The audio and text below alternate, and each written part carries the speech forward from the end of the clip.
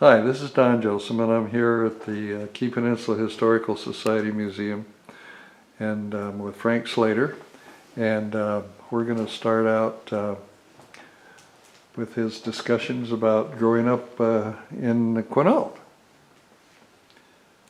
Right, my nearest buddy at Quinault was Gene Lane. Gene Lane lived about a mile and a half up the road from us. At that time I had a sister, Peggy, who was, 2.5 years younger than I, so the three of us were the community of children in the area.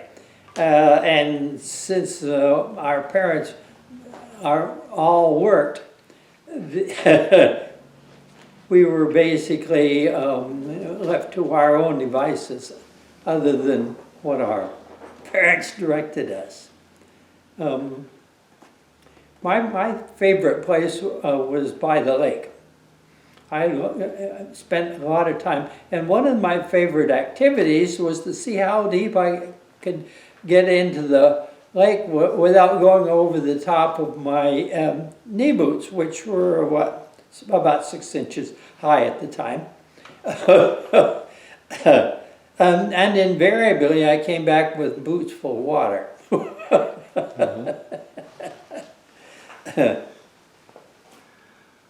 Okay, Frank, where did your parents come from? Do you recall?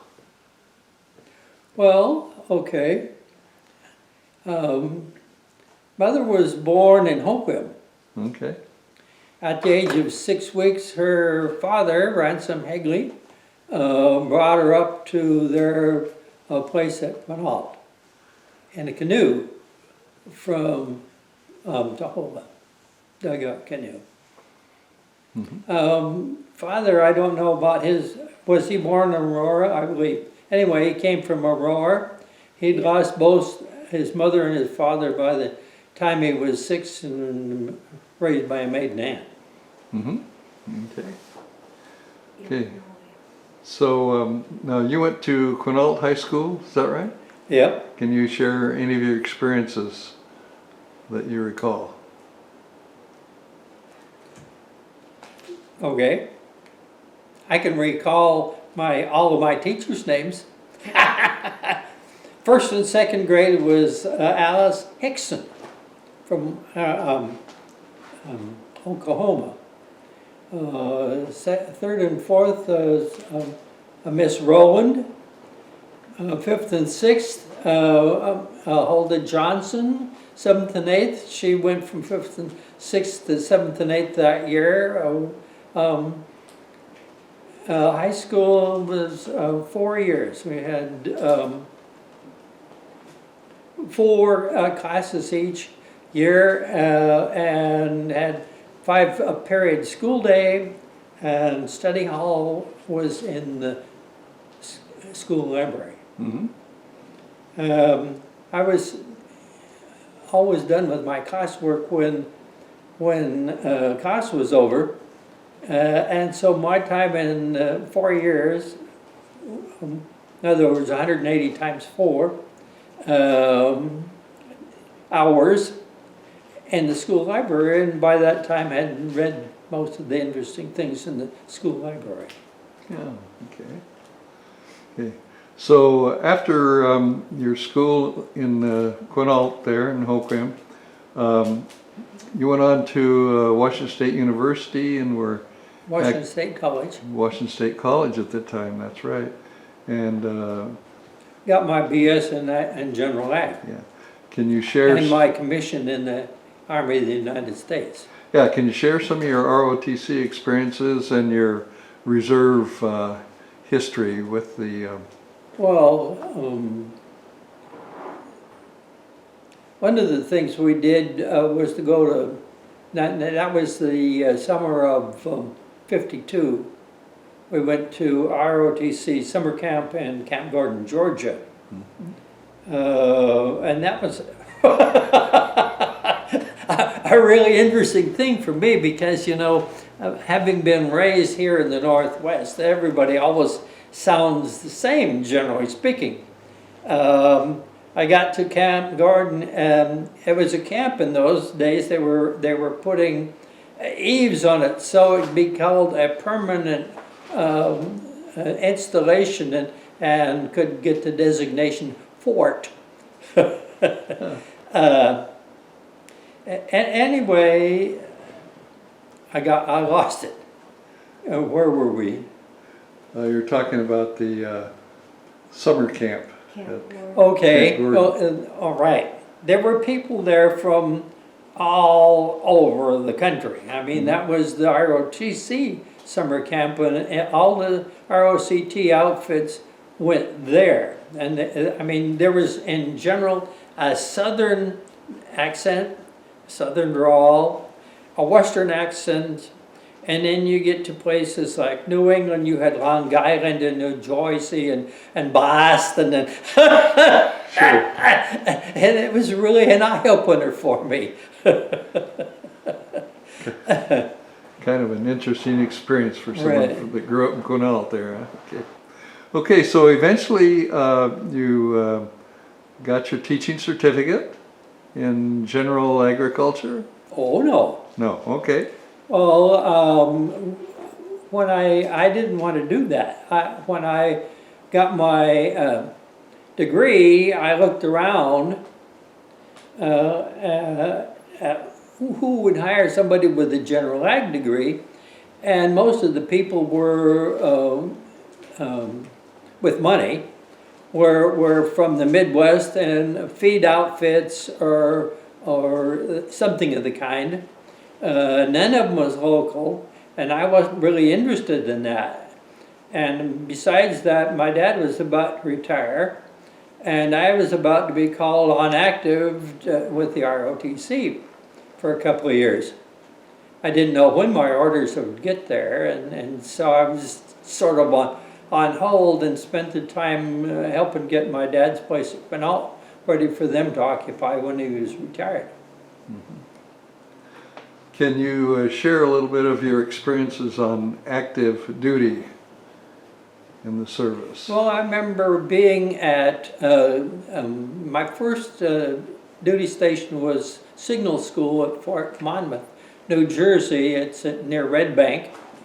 And at that time, field gear was green fatigues, and our fatigue jacks had 0 liners, no liners. And the water in the salt marshes was sitting on a little frost finger says here and there. And it was a little bit cool at the time.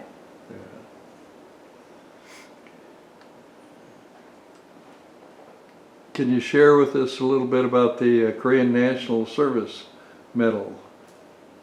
Yeah, everybody got one. It was sort of a Mickey Mouse deal as far as I could see, but it did represent service. I mean, we had put our, we swore to support and defend. I can't remember the exact, Sure. but we swore that we would follow the orders that we got, wherever that took us. Sure. Okay. So, how many years total were you in the reserves? 10. 10 years, okay. Then after you completed your reserve obligations and then you were teaching at some point in there. Can you share Okay. what that is? Well, let's see where to start. We got married. Well, yeah, can you tell us about Okay. when you first noticed Colleen? Yeah. I was at Quinault. After I finished my active, I came back to Quinault because Father's house wasn't done yet. And he wasn't up for spending money that he didn't have. He did not want to go in debt. And so I started working in the woods while he was gathering up his material money that he needed for the supplies for building. And during that time, I was also going to reserve meetings every second week with the Forest Service guys. Let's see.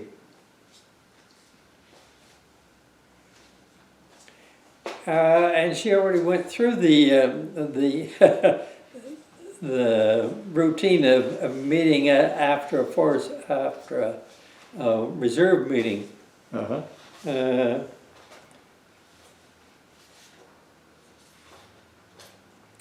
This isn't the kind of a story that I'm accustomed to telling. Usually, it's a little vignette of. Yeah, well, usually Right. the oral history is a little bit longer. Yeah, this is a Yeah. little bit longer and different. So anyway, Colleen came along, and I was really, I mean, I was raised a geographical isolate. I was, you know, I graduated from high school, one of 7 in my class. Mm-hmm. This class before had 3 in it. The Quinault High School had on average 28 students in 4 grades. Yeah. On average, the freshman class had 11 or 12 in it.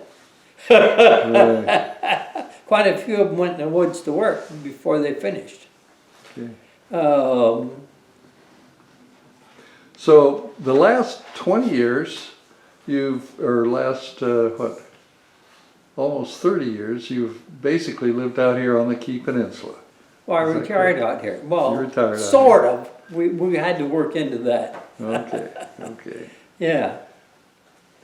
So what were your impressions when you settled down out here, and as compared to growing up in Quinault and Hoquiam? Well, I worked into it. I mean, you know, Colleen has family here, and basically, well, my mother died, how long ago was that? 60. When she was 67. Okay. Okay, so that was 67. And basically, Colleen's Aunt Elsie became my second mother. Okay. And we had a boat there at her house on the head of the Bon Bay for quite some time.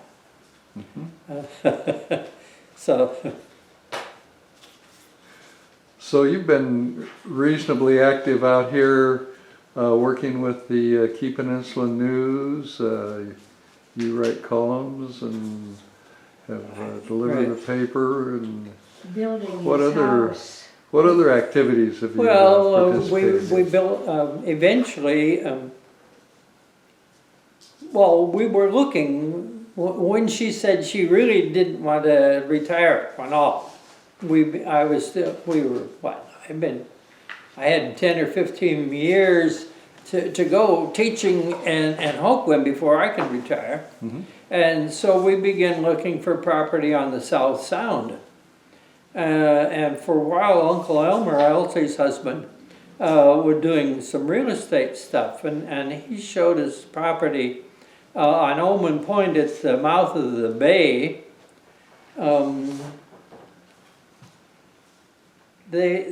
Okay, it was the second lot east of the boat ramp and the Omen Bay development. And they wanted $120,000 for that. Well, I had about 20 years till retirement, and I didn't think I could stand a 6% mortgage on the place, besides what we were working on for our residents on a teacher's salary. And so I said no, and so then we were looking around, and all the properties that we could find that we could afford were High Bank or Long and Skinny or Slide property. You could tell because the alders would go out, and then there would be a bend in them, and then there would be another bend in them where the drownage shifted sometime before. Well, since they had been started. So, I mean, here we were. And so eventually Uncle Elmer said, would you like to look at property? Sure, I always like to look at property. So we found a lot on the South Vaughan Road that had straight trees on it. I think that I got too many starts to stories here and not enough finishes. So anyway, you built your own house. You guys Yeah. built the house. You did that. Yeah, pretty actually, much. Okay. Where'd those boards come from? I cut the trees, Uh-huh.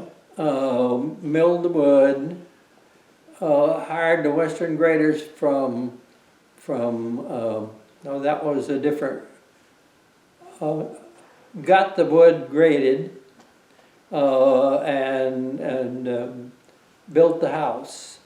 Hired the kitchen and the floor and the masonry and the electrical Uh-huh. and did the rest. And so this is the house that you and Colleen presently live in? Yeah. Is that right? Very Yeah. good. I understand that you had some mountain climbing experience.